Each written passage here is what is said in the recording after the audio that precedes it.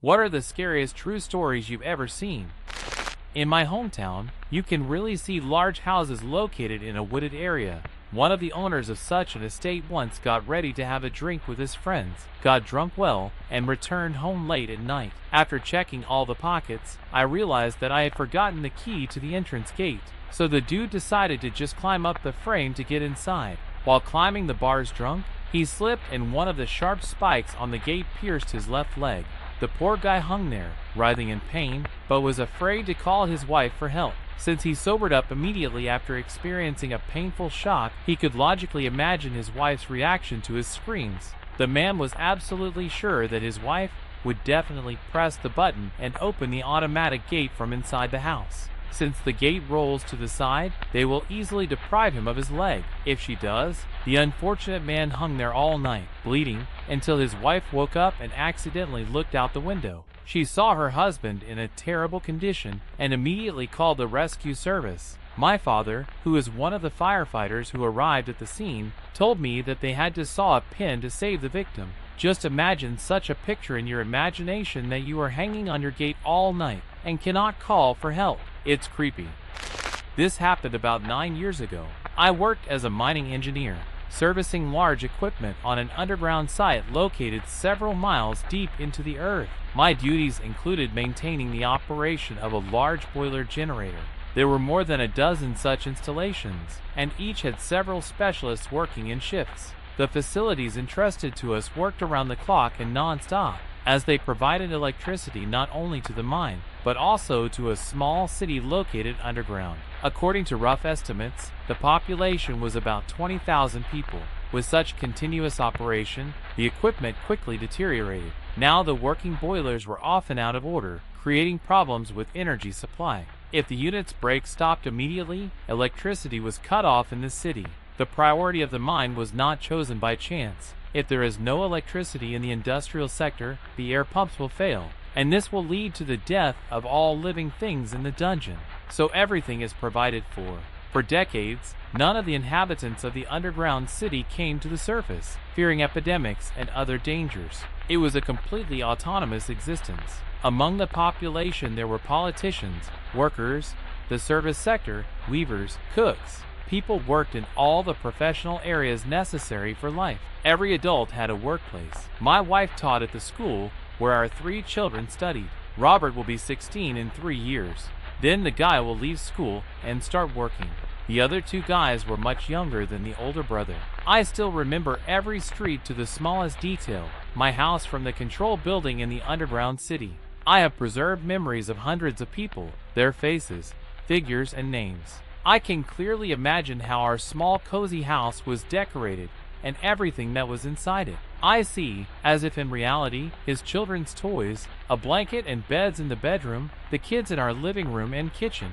Anyway, I was in my 30s at the time, so I went through a lot of life with these people. Suddenly I woke up. I slowly crawl into reality, chasing away the remnants of night visions. Now my head is in complete chaos. Fragments of a strange dream come up. I realize that this is just a fantasy, because I have already completely woken up. Still, I'm pretty disoriented right now. There is a whole chain of bright white lights above my head, whereas all we have underground are orange-colored lamps around me.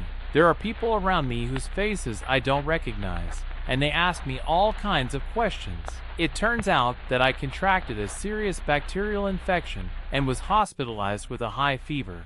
I didn't show up on the street for more than 3 days until my girlfriend sounded the alarm. The sick brain created an image, this whole world of people, buildings, experiences. While I was out, everything seemed completely real. I tried to talk about it with my then girlfriend, but I didn't find an understanding. The girl focused more on how serious my mental state was, so I never shared this secret with anyone else. I'm sure many people have similar hallucinations, but everything looked so crazy. It's really not that I saw pink dragons in my bathtub or similar stuff. 30 years of memories of a life I had never lived flashed through my mind. Wife, children, friends, work colleagues. I could remember them all, but none of them existed. Actually, the realization of this temporarily plunged me into a deep depression. I could not imagine how my brain conjured up the imagination of something so tangible as not corresponding to reality. My older brother has known the man in whose family this disaster occurred for a long time. Unfortunately, the wife of this friend died when she went for a walk with her dog. She went out of town to the countryside, which she often visited. The woman stopped the car near the farm, located a little further from the road, and got out of it with the dog. Suddenly, the animal broke free from the mistress's hand and ran towards the courtyard buildings. The owner of the dog hurried after the fugitive, who had already run around the back of the barn. There was a huge open manure collection tank near the side wall. The farmer was not at home at the time. He returned a little later when the man saw someone else's car near his estate. I immediately suspected something was wrong. The owner of the farm thought that everything looked quite strange. The car doors were wide open and there was no one nearby. He decided to explore the yard, walked around checking everything around in search of unexpected visitors, and eventually found them. What the man found was a terrible find. The dog fell into a deep tank with liquid waste from farm animals. The edges of the collection were too high to reach the liquid level with your hands and pull out the unfortunate dog. The woman must have panicked a lot because she jumped down without hesitation to save the dog, and her life slowly and painfully came to an end. The fumes that accumulate from so much manure are very toxic. The victim, unable to get back out, instantly lost consciousness and drowned with his dog in a puddle of cow shit.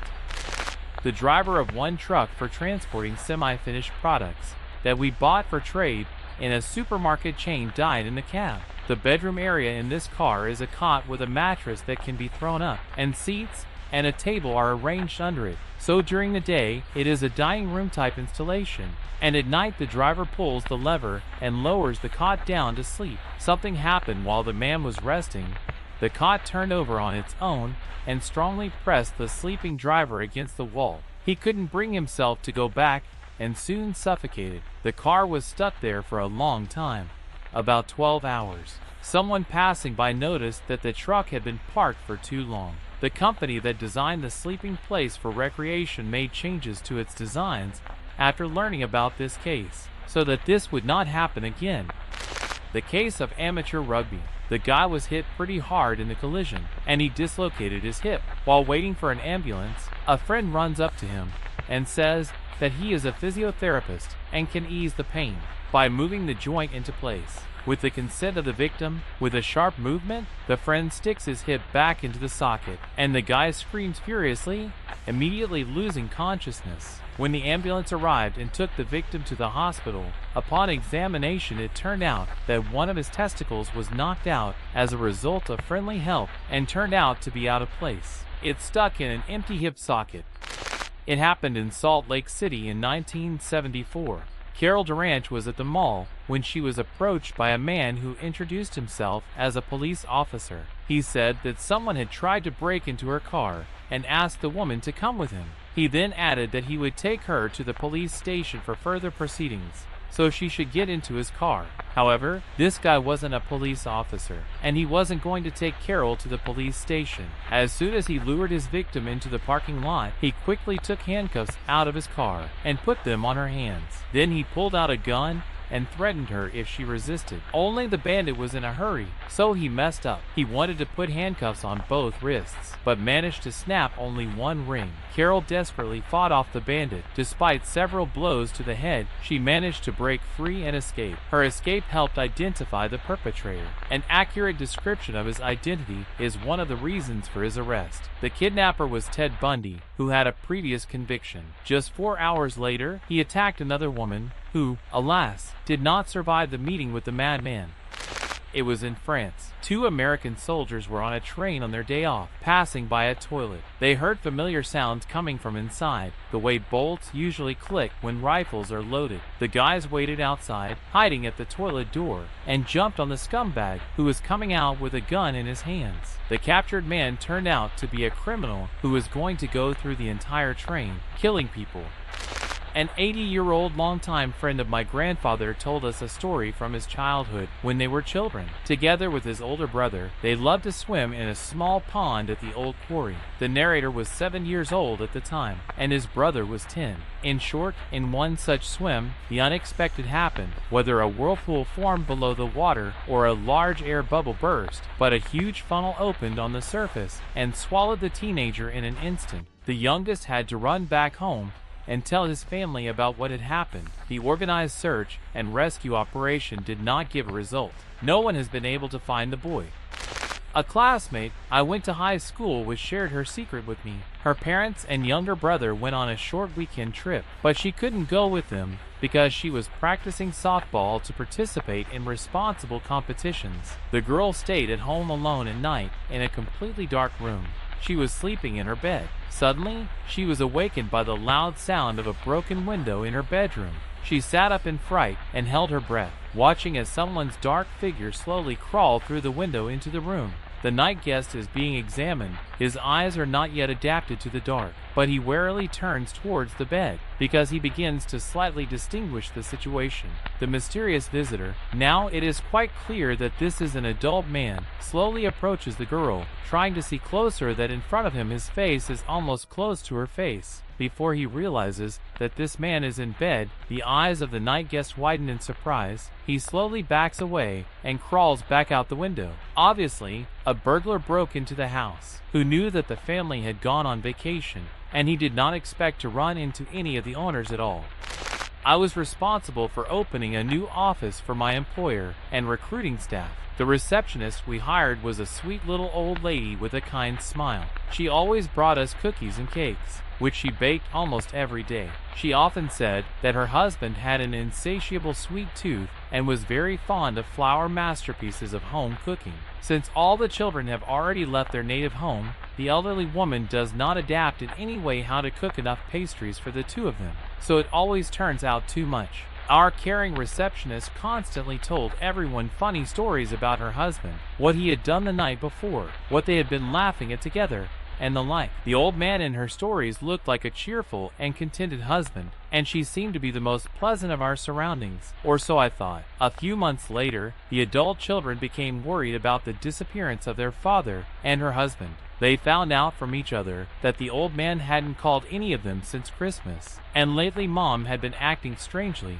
dodging in every possible way when the children asked their father to talk to them on the phone. After the statement of the concerned children to the police and a small investigation, the terrible truth was revealed. The police, during a search of the house, found her husband in various packages in the closet of this sweet, modest old woman. As it turned out, as a result of the interrogation, on Christmas night, she slashed her husband's throat when he fell asleep after she handled the body, put it in different packages. We hired an administrator in June.